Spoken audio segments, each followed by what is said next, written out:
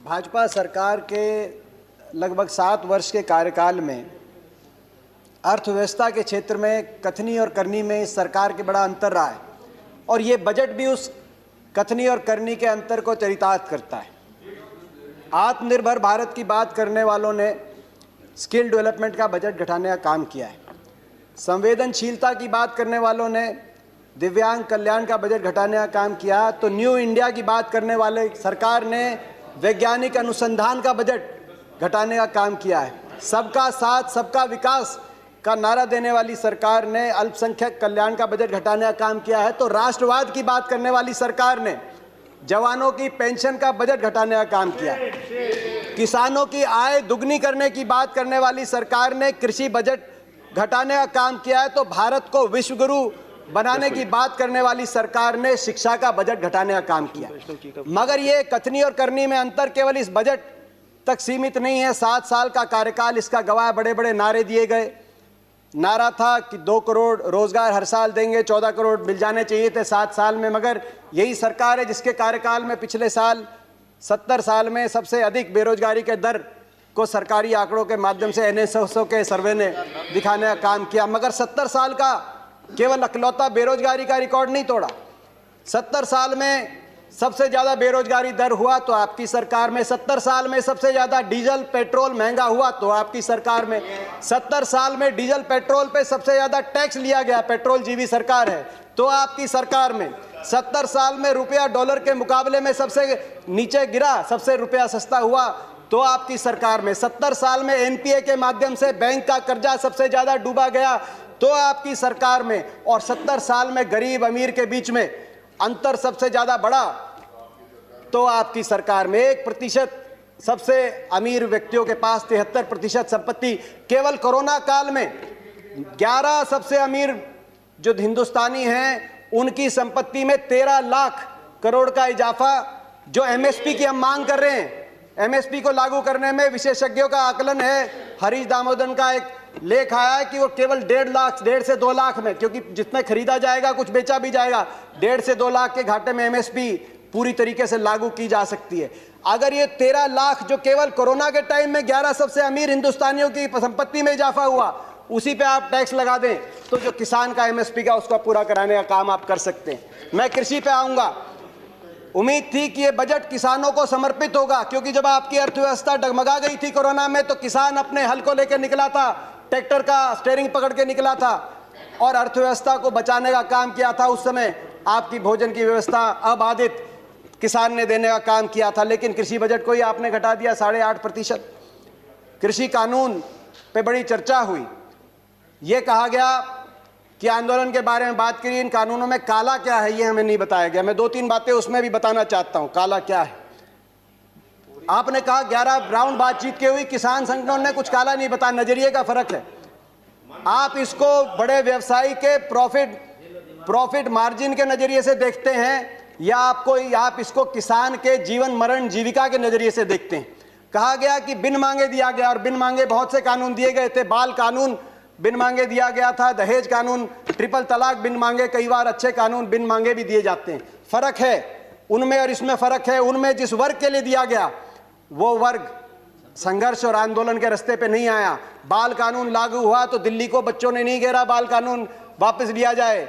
दहेज का कानून आया तो महिलाएं धरने पे नहीं बैठी कि हमें दहेज देना है। मगर यहाँ जिस वर्ग के लिए आपने दिया वो वर्ग आज आपके दरवाजे पे आया है, दिल्ली के आसपास लाखों की तादाद में बैठा है। आपने कहा मंडियां, अनुराग जी ने कहा मंडियां खत्म नहीं हुई। सही बात है, मंडी इसमें कोई प्रावधान नहीं मंडी समाप्त करने का। 2 मंडियां बन गई हैं, एक निजी मंडी जिसमें टैक्स नहीं लगेगा और एक सरकारी मंडी जिसमें टैक्स लगता है। 2 मंडी, एक देश एक विधान, एक देश एक संविधान, एक देश एक निशान, एक देश एक चुनाव, एक देश एक मार्केट। तो एक देश 2 मंडियां क्यों? किसान ही क्यों मिला आपको? एक मंडी। और ये जो टैक्स आप कह रहे टैक्स मुक्त कर दिया, टैक्स कौन देता है? खरीदार देता है इन मंडियों में टैक्स, किसान नहीं देता। पंजाब में 6.5%, हरियाणा में 4% और सरकार को देता है। हरियाणा पंजाब का आज ग्रामीण इंफ्रास्ट्रक्चर अच्छा क्यों है? हर गांव में अच्छी सड़कें क्यों हैं? क्योंकि ये जो टैक्स जाता है ग्रामीण इंफ्रास्ट्रक्चर और इन मंडियों के और किसानों के विकास के लिए इस टैक्स का इस्तेमाल होता है। इसीलिए आज पंजाब हरियाणा सबसे आगे। फिर बात आई कि MSP खत्म। प्रधानमंत्री जी ने कहा एमएसपी थी, है और रहेगी। ठाकुर जी ने भी कहा कि कोई है किसमें दम जो बताए कि एमएसपी चली जाएगी। सही बात है, एमएसपी थी, है और रहेगी, मगर क्या एमएसपी सभी किसानों को मिलेगी और सभी फसलों पे मिलेगी? प्रश्न इस बात का उठता है। आप में दम है खड़े होकर आप कह दें कि एमएसपी मिलेगी हर किसान को देश में? आज भी शांता कुमार कमेटी बताती है कि मात्र 6% से 16% तक किसानों को एमएसपी मिलती है। बाकी देश में बहुत से ऐसे प्रदेश है जहां पे एमएसपी नहीं मिलती। आपको चाहिए तो यह था जो पंजाब, हरियाणा, पश्चिमी उत्तर प्रदेश में एमएसपी मिलती है वही एमएसपी बिहार में मिले, जहां धान 800 रुपए, 1000 रुपए में जा रहा है, 1800 रुपए में हमारे यहाँ धान मिल रहा है। आपको चाहिए था कि इसको वहां पे लेके जाएं, मगर आप वहां के किसान को की परिस्थिति हमारे यहाँ की करने की बजाय हरियाणा, पंजाब के किसान की परिस्थिति उस तरह की करने की तरफ लेके जाएं। प्राइवेट की बात करी कि आप प्राइवेट का खिलाफत कर रहे हैं। प्राइवेट की खिलाफत नहीं कर रहे, प्राइवेट आए, मगर मंडी के अंदर आने से किसने रोका प्राइवेट को? प्राइवेट मंडी के अंदर आए और एमएसपी से ज्यादा में खरीदे। कह रहे हैं बाहर भाव ज्यादा मिलेगा, विकल्प होगा, बाहर ज्यादा मिलेगा, बाहर ज्यादा भाव मिलेगा प्राइवेट में। तो आपको यह कानून बनाने में क्यों आपत्ति है कि अगर एमएसपी से कम का कोई कॉन्ट्रैक्ट होगा तो वो कानूनी बाध्य, उस पर बाध्य होगा। हरियाणा के अंदर 2007 में हमने कॉन्ट्रैक्ट अमेंडमेंट लाए एपीएमसी के अंदर, निजी अलाउ किया निजी कंपनियों को, मगर साथ में कानून लिख दिया कि अगर कॉन्ट्रैक्ट एमएसपी से नीचे किया जाएगा तो गैर कानूनी होगा और कानूनी कार्रवाई होगी जो लोग इस तरह का कॉन्ट्रैक्ट करते हैं। आप कह रहे हैं ज्यादा मिलेगी तो आप कर दीजिए, ये कानूनी प्रावधान देने का आप काम करें। आपने कहा कि एक शरद पवार जी ने चिट्ठी लिखी थी, आपने कहा कि मुख्यमंत्रियों का समय हुड्डा कमेटी ने भी इसकी सिफारिश करी थी कि एपीएम सुधार हो, एपीएमसी एक्ट के अंदर बदलाव हो। मैं बताना चाहता हूं कि हुड्डा कमेटी ने, जिस कमेटी में प्रकाश सिंह बादल जी, ममता बनर्जी जी और नीतीश कुमार जी भी सदस्य थे, उस कमेटी ने क्या सुझाव दिया था इस पे? उन्होंने कहा था कि एपीएमसी में सुधार हो मगर एपीएमसी का विस्तार हो। सबसे पहले मंडी, जिस प्रकार से हरियाणा में हर 10 किलोमीटर में मंडी हमने स्थापित करी थी अपनी सरकार में, पूरे देश के अंदर हर 10 किलोमीटर में मंडी बने। दूसरा, प्राइवेट अगर आए तो मंडियों के अंदर आए, एमएसपी से ज्यादा पे खरीदें, एमएसपी से कम पे खरीदते हैं तो कानूनी कार्रवाई हो, वो ऐसी खरीदारी अलाउ ना हो।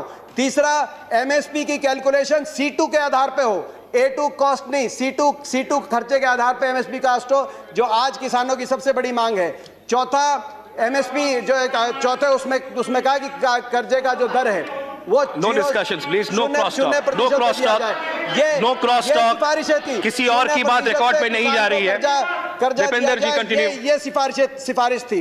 मैं एक और बात कहना चाहता हूं। एक बात आई कि ओपन मार्केट, फ्री मार्केट अच्छी है। फ्री मार्केट हर चीज के लिए अच्छी नहीं है। मार्केट, अनियंत्रित मार्केट, किसान को आप अमेरिका का उदाहरण उठा के देखिए। अमेरिका में 1/4 लोग कृषि से जुड़े हुए थे आज से 50-60 साल पहले।